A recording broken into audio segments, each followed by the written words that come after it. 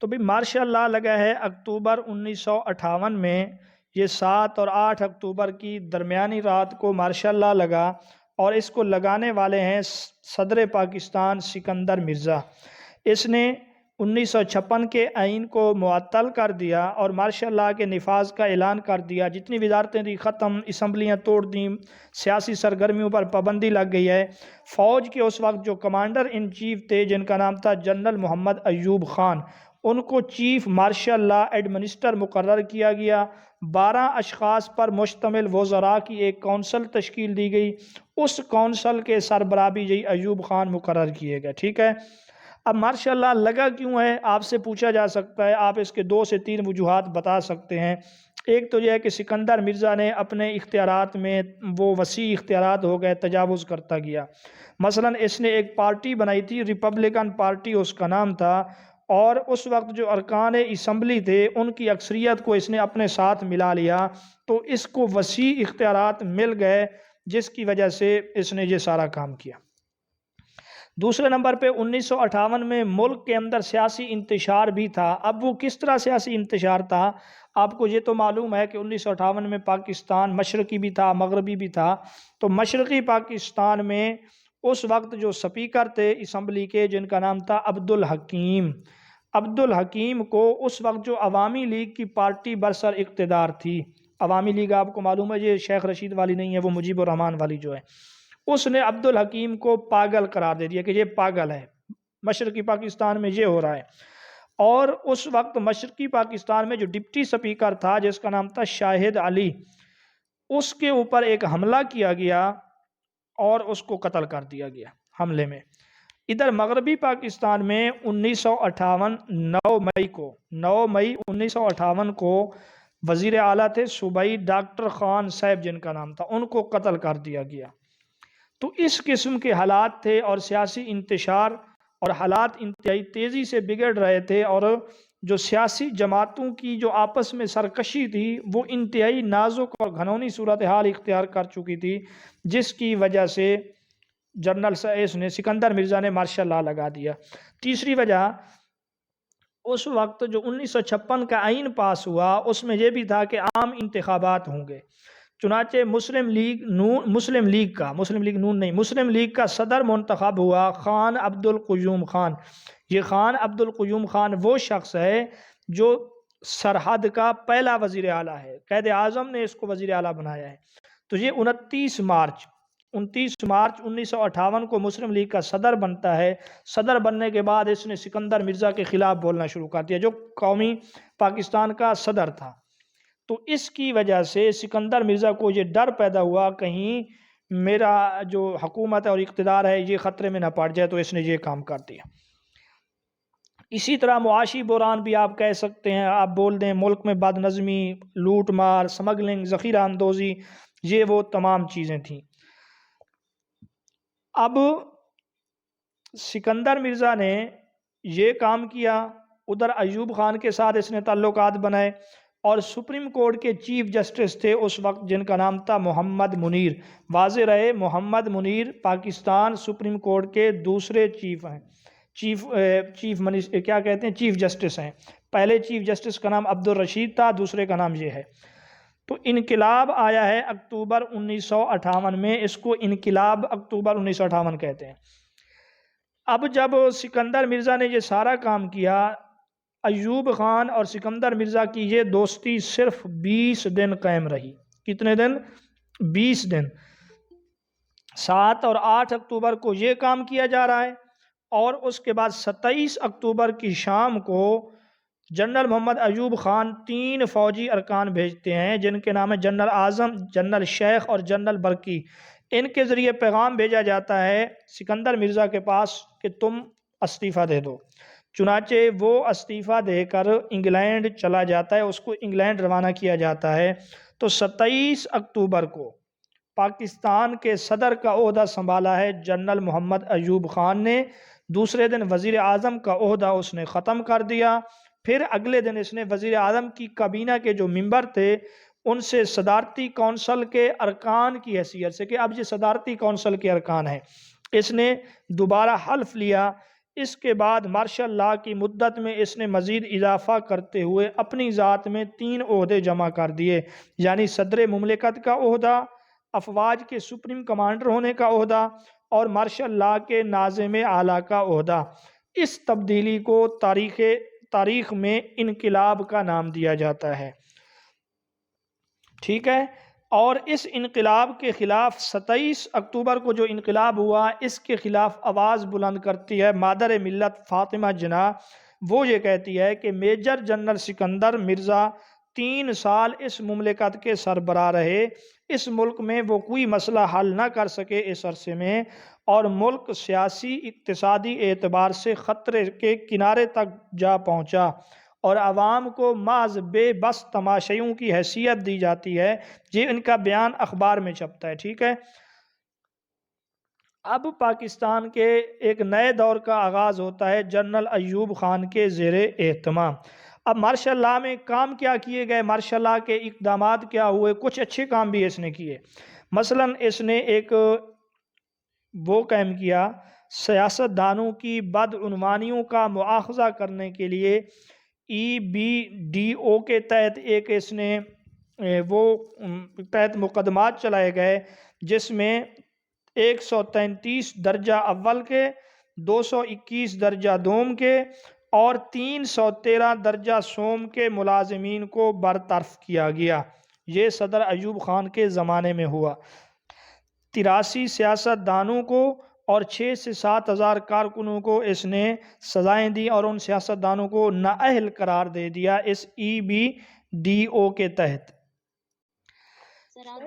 جی، اسی طرح martial law کے دور میں ذخیرہ اندوزی، چور بازاری، سمگلنگ کا انسداد بھی اچھے طریقے سے کیا گیا۔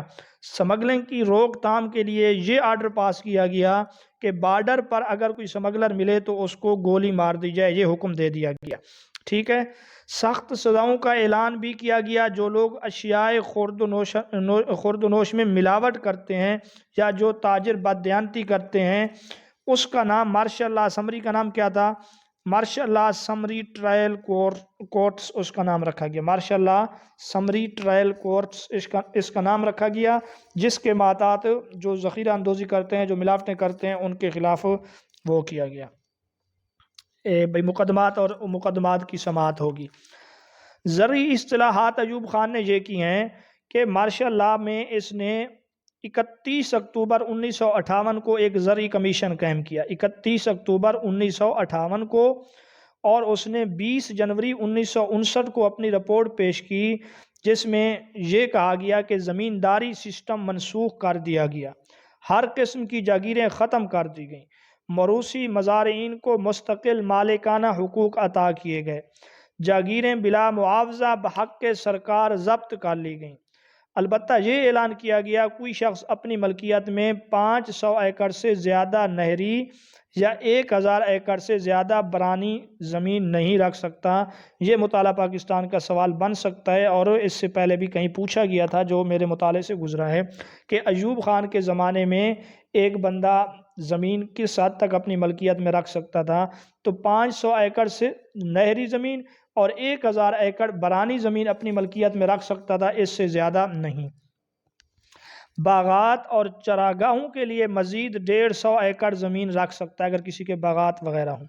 متعینہ حدود سے زائد زمین حکومت پاکستان اپنی تحویل میں لے کر عام کاشتکاروں کو مناسب قیمت پر دے دے گی، لیکن زمینداروں کو، یعنی جو اس کے اصل مالک ہیں، زمین کا معاوضہ قسطوں کی صورت میں 25 سال تک ادا کیا جائے گا۔ مزارعین کو قانونی کارروائی کے بغیر بے دخل نہیں کیا جا سکے گا۔ زمین کے ذیلی تقسیم اور انتشار اراضی کو ازروئے قانون ختم کر دیا گیا، بیگار ممنوع قرار دے گئی، زرعی مزدوروں کی حالت سنوارنے کا عزم کیا گیا۔ یہ تھا ایوب خان کا زرعی پروگرام۔ اور یہ بھی کہا گیا کہ اشتمال اراضی کی سکیم یہ 1965 تک پایہ تکمیل تک پہنچ جائے گی۔ اگرچہ ان زرعی اصطلاحات سے جاگیردارانہ زرعی نظام کو ضربے کاری لگی تھی اور مزارعین کی حالت پہلے سے بہتر ہو گئی، لیکن ان کا جو اصل مقصد تھا وہ پھر بھی پورا نہیں ہوا۔ آ جاتے ہیں تعلیمی اصلاحات۔ مارشل لاء کے دور میں مارشل لاء نے انقلابی اصلاحات نافذ کرنے کے لیے تعلیم کے میدان میں 30 دسمبر 1958 کو تعلیمی کمیشن مقرر کیا، جس نے 26 اگست 1959 کو اپنی رپورٹ پیش کی، جس میں یہ کچھ کہا گیا: نیا نصاب مرتب کیا جائے، مختلف کلاسوں کے لیے بعض مضامین پر مناسب کتابیں لکھوائی جائیں، اساتذہ کے لیے اوقات کار مقرر کیے جائیں، تعلیمی معیار کو بلند کرنے پر خاص زور دیا گیا۔ 2 سالہ ڈگری کورس کی بجائے 3 سالہ کورس نافذ کیا جائے، ہر سال امتحان پاس کرنا لازمی قرار دیا جائے، 25% نمبر کلاس کی کارکردگی کے مقرر کیے جائیں۔ کتنے؟ 25%۔ سائنس کے طلباء کے لیے بعض آرٹس کے مضامین اور آرٹس کے طلباء کے لیے سائنس کے مضامین کا مطالعہ لازمی قرار دیا جائے، حکومت کی طرف سے درسی کتابوں کی تیاری کا اہتمام کیا جائے، مذہبی تعلیم اور فوجی ٹریننگ کا بندوبست کیا جائے، سکولوں کی سطح پر طلباء کو کسی نہ کسی فن کی بھی تعلیم دی جائے۔ لیکن یہ مارشل لاء کا دور تھا، جس میں تعلیم کے اس دورانیہ کو 2 سے بڑھا کر 3 سال کر دیا گیا۔ جوں ہی یہ کچھ مارشل لاء ختم ہوا تو لوگوں نے اس کے خلاف مظاہرے کیے، حکومت نے دوبارہ 2 سالہ کورس نافذ کر دیا۔ ہاں، ان اصلاحات کے تحت پنجاب یونیورسٹی نے BA اور MA کے کلاسز کے طلباء کو اردو میں سوالوں کے جوابات لکھنے کا اختیار دے دیا۔ ٹھیک ہے، اس سے لازماً کچھ معیار تعلیم بہتر ہوا۔ اب آ جاتے ہیں معاشی استحکام کے لیے ایوب خان نے کیا کیا۔ ایوب خان نے سب سے پہلے وزارت خزانہ کا قلمدان عالمی بینک کے ماہر معاشیات محمد شعیب کے سپرد کیا۔ ٹھیک ہے، اس نے درآمد اور برآمد پر مؤثر کنٹرول کیا اور بونس سکیم کا اجرا بھی کیا۔ اس کے علاوہ اور بھی اس نے پرائز بانڈ سکیم وغیرہ بھی اس نے نافذ کی ہے، اور صنعت و حرفت کی ترقی کے لیے اس نے کھلے لائسنس بھی جاری کیے تاکہ لوگ خوشحال ہو سکیں۔ مارشل لاء کے دور میں ایک اور بڑا اہم کام پوچھا جا سکتا ہے۔ جنوری 1959 میں کراچی کے آب و ہوا کے پیش نظر یہ فیصلہ کیا گیا کہ پاکستان کا دارالحکومت کراچی سے کہیں اور منتقل کیا جائے۔ چنانچہ وفاقی مرکز کا ایک کمیشن مقرر کیا گیا، جس کی سفارش پر جون 1959 میں راولپنڈی کے قریب پہاڑ کے دامن میں دارالحکومت کے لیے جگہ منتخب کی گئی، جہاں اسلام آباد کا شہر آباد کیا گیا۔ عارضی طور پر وفاقی مرکز کے تمام دفاتر راولپنڈی منتقل کر دیے گئے، پھر جب اسلام آباد میں یہ چیزیں ہوتی رہیں تو پھر ان کو اسلام آباد منتقل کر دیا گیا۔ ٹھیک ہے، اس کے بعد ایک اور کام ہوا جس کو آئلی قوانین کہتے ہیں یا مسلم فیملی لا آرڈیننس کہتے ہیں۔ خاندانی منصوبہ بندی پر اس نے زور دیا ہے۔ مارشل لاء گورنمنٹ نے آئلی قوانین نافذ کر کے کیا کیا کہ پہلی بیوی سے اجازت حاصل کیے بغیر بلا وجہ دوسری شادی کرنے پر پابندی عائد کر دی گئی۔ آپ سے اگر پوچھ لیں کہ اس آئلی قوانین کی کوئی ایک خوبی یا ایک خامی بتائیں یا ایک شریعت کے خلاف کوئی چیز بتائیں تو آپ اس میں اس چیز کا ذکر کر سکتے ہیں۔ ٹھیک، اسی طرح یہ کہا گیا کہ شادی کے لیے لڑکے کی کم از کم عمر 18 سال اور لڑکی کی 16 سال مقرر کی گئی، حالانکہ شریعت میں اس چیز کے لیے کوئی وہ حد مقرر نہیں ہے۔ آئلی قوانین کے تحت نکاح کا رجسٹر کرنا لازمی قرار دیا گیا، یہ اچھا اقدام کیا گیا، آپ اس کی تعریف کر سکتے ہیں تاکہ ایسا نہ ہو کہ ہر کوئی بھاگ کے ادھر ادھر۔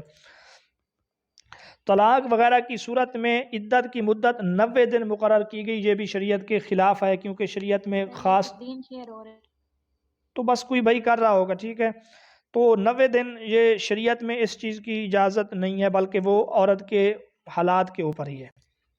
یتیم پوتے کو بھی وراثت میں حصہ دار تسلیم کیا گیا، یہ بھی شریعت کے خلاف ہے۔ شریعت میں یتیم پوتا وارث نہیں بن سکتا، قرآن و سنت کے اس کے معاملے میں بالکل واضح طور پہ احکامات موجود ہیں۔ تو کہتے ہیں اس قانون سے اگرچہ بہت سے خاندانی مسائل حل ہو گئے اور شادی کی رجسٹریشن سے کئی ایک خرابیاں اور پیچیدگیاں دور ہو گئیں، مگر علماء کے ایک گروہ نے ان قوانین کی بعض دفعات کو اسلام کے خلاف قرار دیا اور ان کی منسوخی کا مطالبہ کیا۔ ان کے نام کیا ہیں؟ General Burki, general Azam Khan, general خالد محمود۔ EBDO کے تحت کیا کچھ کیا گیا، مجھے یہ بتائیں ذرا۔ سر یہ سرکاری جو ملازمین بدعہدی کرتے تھے ان کے خلاف مقدمات چلائے گئے تھے. جی ای بی ڈی او کے تحت سیاسی سرکاری ملازمین کی جو بدعنوانیاں تھیں ان کو وہ کیا گیا. اچھا ای بی ڈی او کا قانون جو ہے 25 مارچ 1959 کو نافذ کیا گیا. کب؟ 25 مارچ 1959. ہاں، اور 31 دسمبر 1966 تک جو نافذ العمل رہا. 31 دسمبر 1966 تک. اچھا اس نے ایک اور بھی قانون نافذ کیا ہے جس کا نام تھا پی او ڈی او. کیا نام تھا اس کا؟ پی او ڈی او. اس کے تحت کیا کچھ کیا گیا آپ بتا سکتے ہیں؟ سر نہیں معلوم. جی کسی کو بھی نہیں معلوم تو سن لیں. سرکاری ملازمین اور افسران کو جبری ریٹائر کر دیا گیا یا ان میں سے کچھ کی تنزلی کر دی گئی. 350 افسران کو اس طرح کیا گیا، کچھ کو جبری ریٹائر اور کچھ کے عہدے جو ہے نا پروموشن کو ڈاؤن کیا گیا. اور 1300 ملازمین کو کتنے؟ 1300 ملازمین. اچھا آپ کو یہ بھی بتا دوں جو نئے دارالحکومت بنانے کے لیے جو ایک کمیشن قائم کی گئی نا وہ جنرل یحییٰ کی سربراہی میں. کس کی سربراہی میں؟ جنرل یحییٰ. جی جنرل یحییٰ کی سربراہی میں. یہ پتہ ہے کب یہ کمیشن قائم کی گئی کہ آپ نئے دارالخلافہ کو تلاش کریں؟ جنوری 1959 نہیں، جنوری 1959 میں. ٹھیک ہے. اس کے لیے یہ علاقے زیر غور تھے، یہ بھی آپ سن لیں. کراچی کا علاقہ تھا گڈاب، ملتان، راول پنڈی، سون سیکسر. یہ خوشاب یہ 1959 میں یہ تجویز زیر غور آئی. ٹھیک ہے. پھر جو پلان جس کے اوپر عمل درآمد ہوا وہ پھر جا کے 1960 میں ہوتا ہے.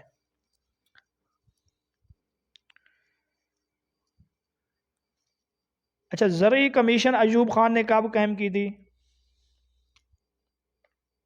سر 1959 میں. شاباش. ہاں ادھر ایک اور چیز کا اضافہ کر لیں کہ اختر حسین کو اس چیز کی ذمہ داری سونپی گئی، اس کا سربراہ بنایا گیا جو اس وقت مغربی پاکستان کے گورنر تھے. مغربی پاکستان کے گورنر تھے. ٹھیک ہے. اچھا انہوں نے اپنی رپورٹیں کب پیش کی یا سفارشات کب پیش کی؟ انہوں نے 31 اکتوبر کو تو یہ کیا گیا. 24 جنوری 1959 میں انہوں نے سفارشات کا اعلان کیا جس میں یہ تھا کہ یہ جاگیرداری نظام کا خاتمہ کیا جائے وغیرہ.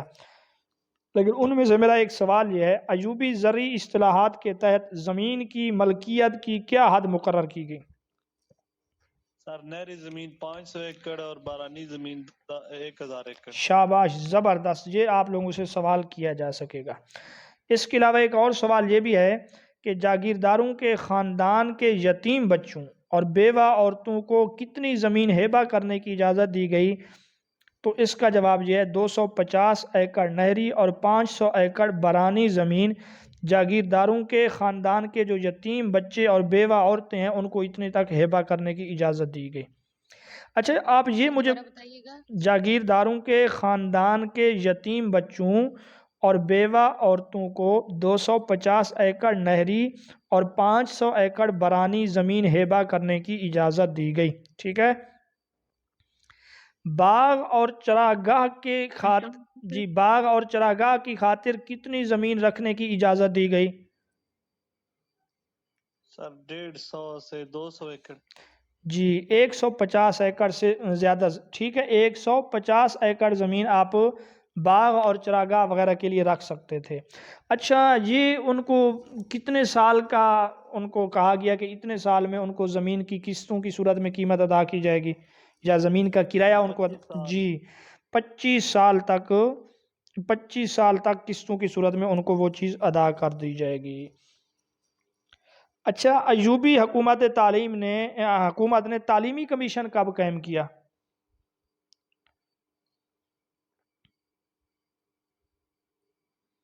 یہ بھی 30 دسمبر 1959 کو 30 دسمبر 1959 کو اس نے قائم کیا اور کمیشن نے رپورٹ جو پیش کیا وہ 26 اگست 1959 کو. کب؟ 30 دسمبر 1958 کو یہ اس نے قائم کیا ہے کمیشن اور 26 اگست 1959 میں انہوں نے اپنی رپورٹ دی ہے. ٹھیک ہے. یہاں تک بات سمجھ آ گئی یا نہیں آئی؟ سر یہ تاریخ دوبارہ ریپیٹ کر دیجیے. جی تعلیم کے لیے کمیشن قائم کی گئی ہے 30 دسمبر 1959 کو جبکہ اس نے اپنی رپورٹ پیش کیا 1958 کو، اس نے رپورٹ پیش کیا 26 اگست 1959 کو۔ Thank you sir. یہ بات سمجھ آ گئی؟ ٹھیک ہے جی۔ اس کے بعد مرکزی حکومت کے لیے صدر مقام کون سا تھا؟ اسلام آباد۔ اسلام آباد، ٹھیک ہے۔ تو یہ سوالات تھے اسلام آباد۔ ایوب کے دور کے متعلق جو ہم نے پڑھے آج۔ باقی انشاءاللہ جو ہم کل پڑھیں گے تو کل اس طرح کے سوال معروضی ٹائپ کے بھی آپ سے کریں گے تاکہ آپ لوگوں کو یہ چیزیں یاد رہ جائیں۔